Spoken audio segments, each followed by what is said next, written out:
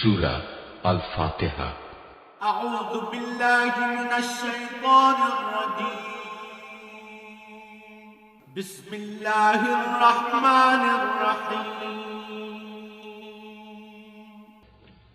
রহমান রহিম আল্লাহ তাআলার নামে শুরু করছি। الحمد لله رب العالمين الرحمن الرحيم مالك يوم الدين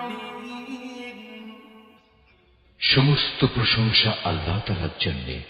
তিনি সৃষ্টিকুলের মালিক, তিনি পরম দয়ালু, অতি মেহেরবান, তিনি বিচার দিনের মালিক।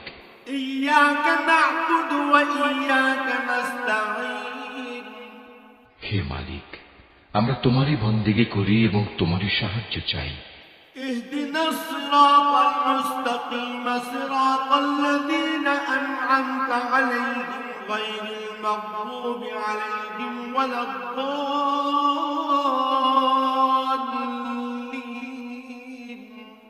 তুমি আমাদের সরল ও অবিচল পথটি দেখিয়ে দাও, তাদের পথ যাদের উপর তুমি অনুগ্রহ করেছ, তাদের পথ নয় যাদের উপর অভিশাপ দেওয়া হয়েছে, এবং তাদের পথ নয় যারা পথভ্রষ্ট হয়েছে।